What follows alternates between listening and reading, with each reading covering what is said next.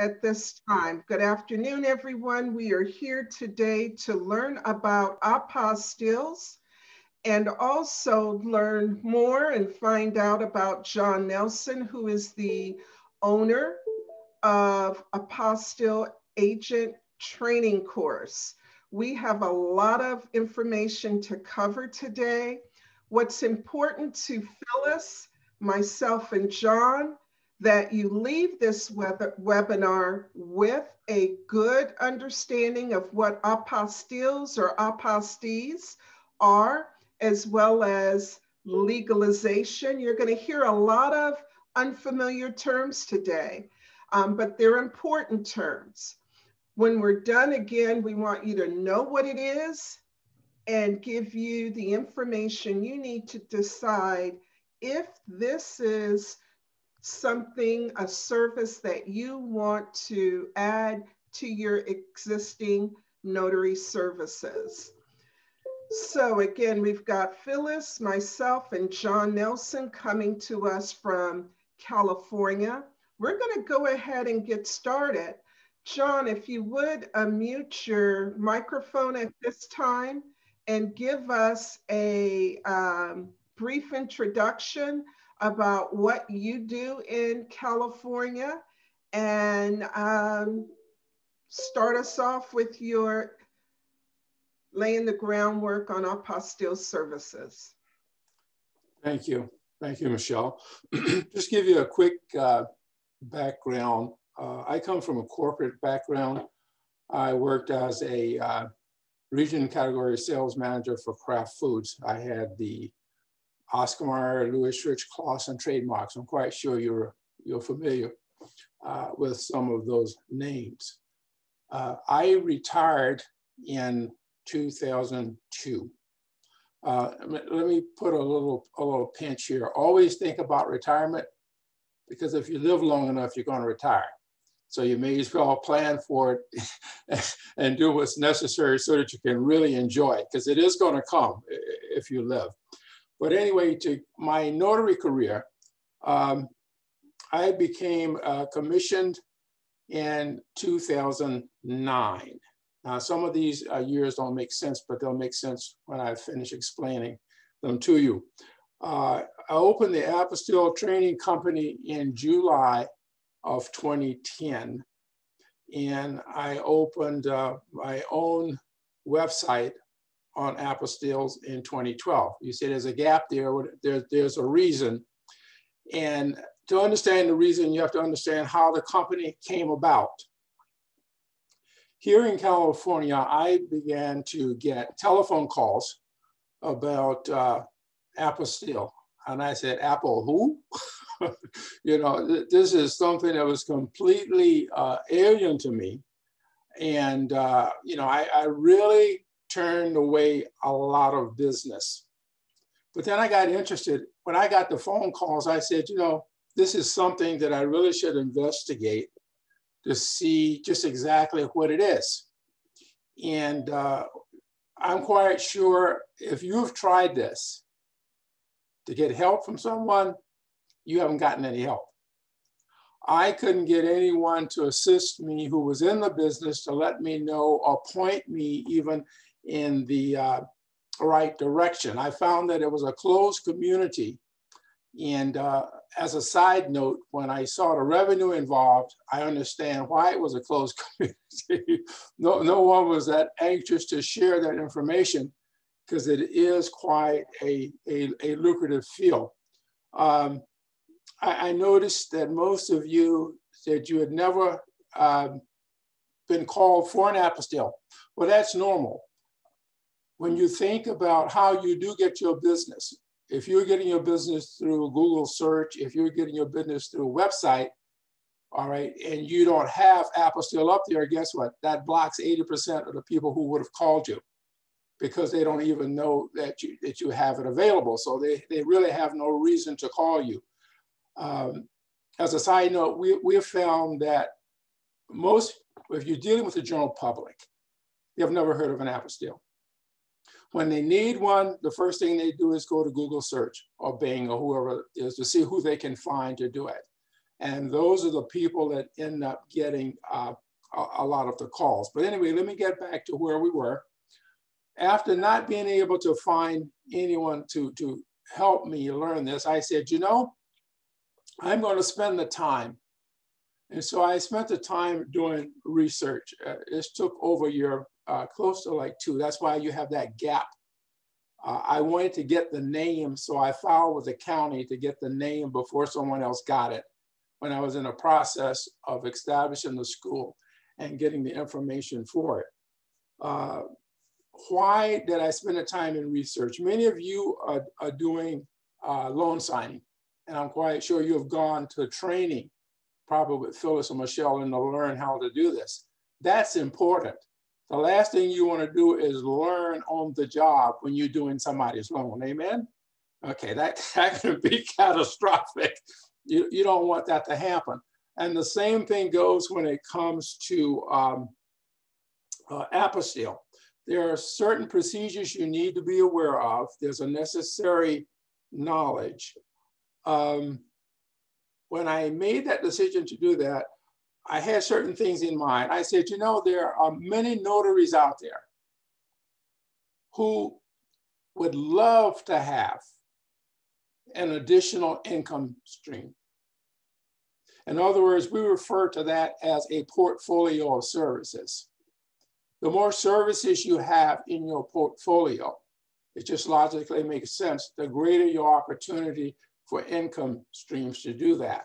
So I said, especially when I got into this notary business, I said, you know, notaries work kind of hard for the money that they get, you know?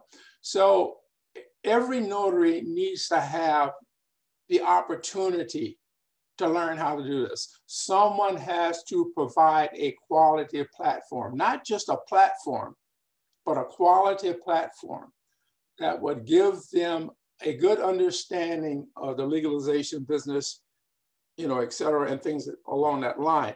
So I said, we're going to start a school where anyone of average intelligence, and by the way, if you're a notary, you're a little above average intelligence, okay?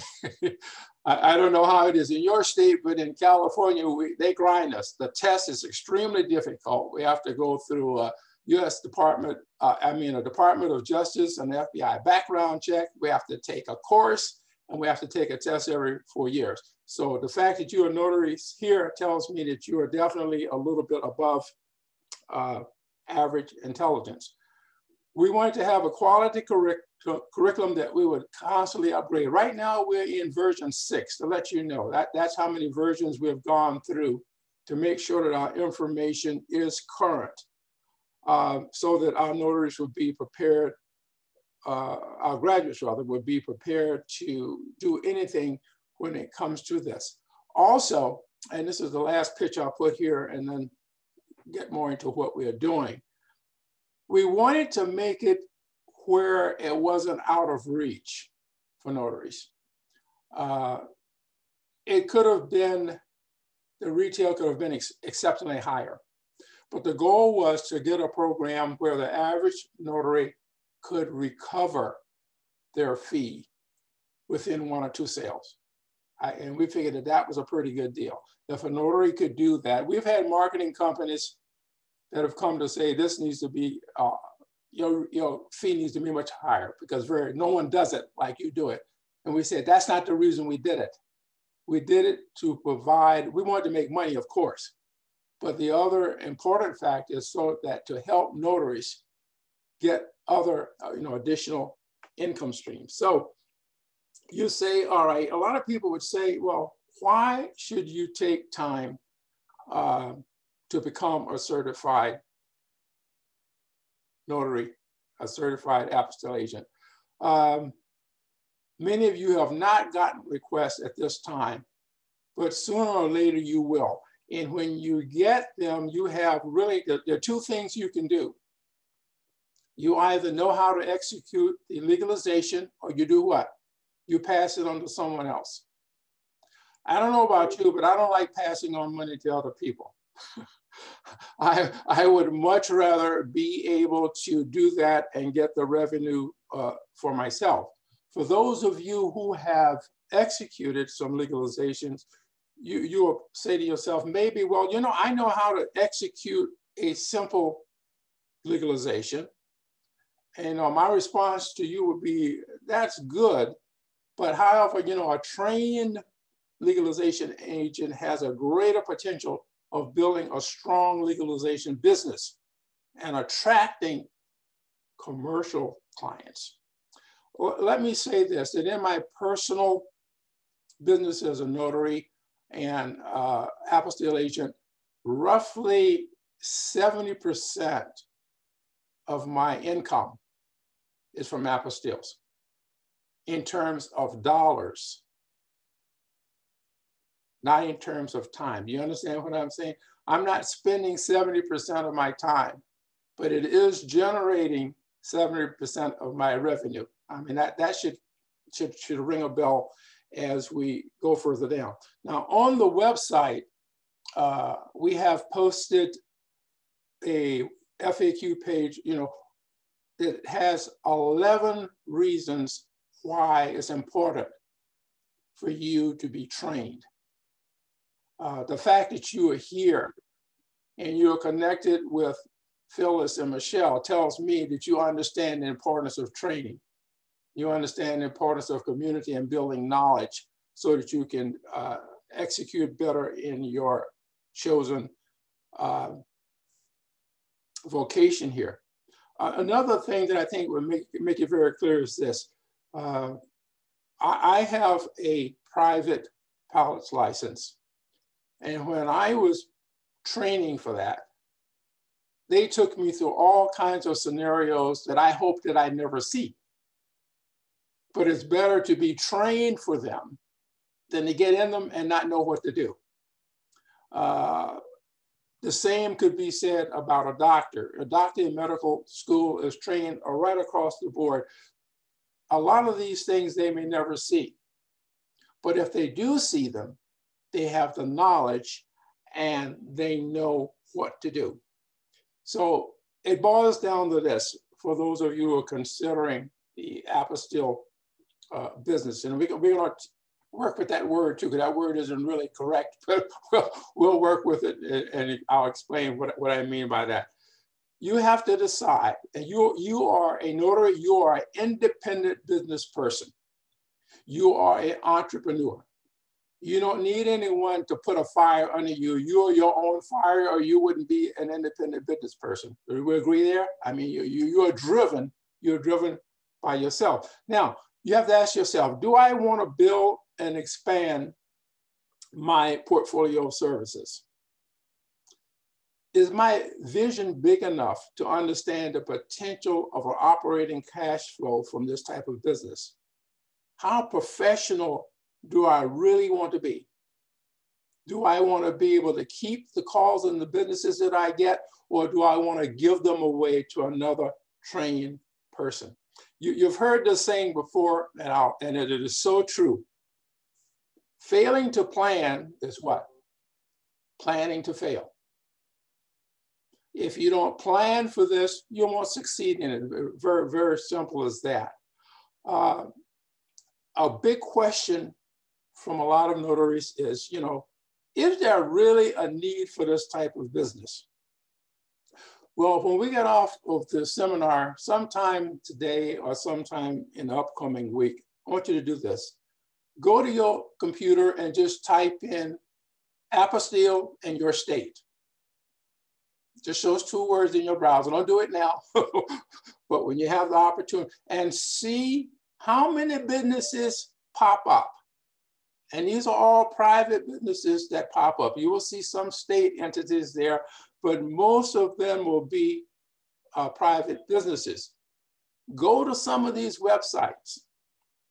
For the ones that post their fees, see what type of revenue that they are possibly generating. When you look in your browser and you see ads there, you're going to see paid ads, and you're going to see what we call organic ads. Organic ads are ads that show up, but they are not paid for. Now, when you see paid ads, you can believe without question that this is buzzing here. Let me turn this off here. I thought I had everything on mute, but evidently that's not the case here. Ads cost money. I am not going to advertise if I'm not getting a return for my money. If you're seeing Apostille companies out there running ads, guess what? They're getting money because they're not. Revenue, here's one of the rules of business. Revenue must always exceed expenditures. If your expenditures are exceeding your revenue, you are just a step away from getting belly up and going bankrupt. So when you see these ads there, these companies are successful. Now, in this particular genre of business, you can focus on any specific sector you decide. You decide that as an independent person. You can offer general services, just open to the general public who need to have legalization. You can work and focus on immigration and relocation needs. A lot of people need these, especially if you have a lot of immigration in your area. They need to send things back to their foreign countries, et cetera. US students studying abroad or alien students studying in the USA, they need these type of documents legalized. That's another thing. But the mother lode, I'm going to share this with you. The mother lode of this apostille business, and it's very difficult to get, but it is well worth it, is commercial. Why? Because commercial business is repeat business. You get in with a couple of firms and it's repeat, and you don't have to go out and get it. Once you get in, now getting in is not easy, but once you're there, oh man, it's really neat. What I have done and has contributed to my success here in Southern California, I have focused on medical device companies, because here almost all of the medical device companies have distributors abroad. And they have annual things that have to go back and forth between the federal government and themselves and their corporation and the entities that they have abroad. That works for me. That may not work for you. You have to decide which section of this business you'd like to go after. And there's a whole field there that you can give some consideration to. Another question that people have, and I remember this coming up when I was talking with Phyllis and Michelle, you know, how do I determine how much I charge?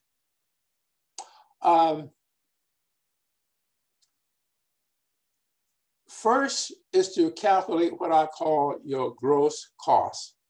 This is your break even, not taking into consideration advertising and other overhead. For example, you look at the type of fees that you have to pay either to the county clerk or the Secretary of State or an embassy, because that is going to have to be done when you legalize a document. If you have travel involved, the government says 15 cents per mile. I don't know where they get that. I think it's much higher than that, but that's what they say travel would be. And take your mail or courier fees and your time involved by the hour or fraction of the hour. Now, when you do that, you're going to come up with a number. That's your base number. In other words, if you just charge that particular fee, you would break even. You wouldn't make any money, but you wouldn't lose any money either. But that's just your base. Now, what happens is after this point is the next thing you would do is check the internet for ads. Do you know how to determine a paid ad from a generic ad? If you don't, it's very easy. Paid ads say ad. They say ad. So you know when you see ad, when you do a Google search, when you see ad, and you click, someone paid for that. And when you click that ad, a small fee is charged to them. When you go a search and you do not see that little box that says ad, that's an organic ad. That is the sweetest of the sweetest. That means your ranking has been so good that you show up when people are searching and you don't have to pay for it. So organic ads, that's a thing. If you can get there, that's always a very good thing. Now, the next thing would be to look at your competitors and see what type of fees that they have. Now, you're going to have basically two classes of competitors here. You're going to find those that have a very low fee. These competitors are going after volume. Their profit margin is very narrow. So therefore, they go very cheap because they're trying to get volume. Those that have a higher fee for the same type of service, that indicates that they have something special to offer that supports a higher fee. So you determine if you can offer something that they do not. It's one thing that I could sort of show you. Michelle, is it possible to pull up a website on, I want you to pull my personal website so that they can see it. It's mobilecaliforniaapostille.com. Thank you. Mobile, one more time. mobilecaliforniaapostille.com.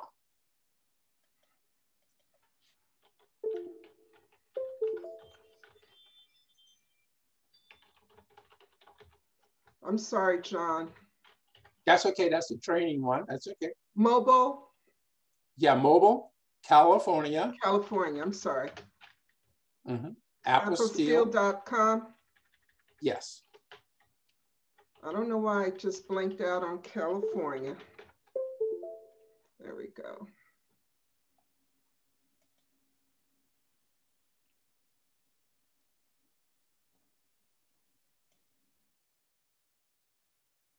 Okay. Okay. Can you get rid of the poll on my page? Or do I have to close it from my end? Can I get rid of what? The poll. I think I can. Let me click it. The that poll closes is it. up. Okay, we're good. We're good. All now, right. Here's what I do to show you what the first. Now, my website has evolved over years, but I want to share this with you because there are some principles here. The first thing when people look at this particular ad, they see what? 8-point apostille processing. And here I have picked out things that I think is going to catch someone's attention that indicates that I am offering something that's very special. I use terms like hand carry, free, emergency. All of those things are there. Also, if they're on a cell phone, I have the little program there that they can click right then and there and call me directly. Now, when they see this, I'm presenting equality. This isn't going to be cheap. I'm saying we travel to you. That was the first thing at the top of my webpage. You know, this guy says, okay, he has a service and he's going to come to me. I don't have to take off from work. I don't have to drive someplace and then wait and drive to come back. No, we come to them. So think of that in your website. If you're going to be very serious about this business, your website is extremely important because when you do your search ads should be pointing to your website. I just want you to see that just to give you an idea. Now, excuse me, John, did you want me yes. to stay here with your website up or no? No, you can take it down.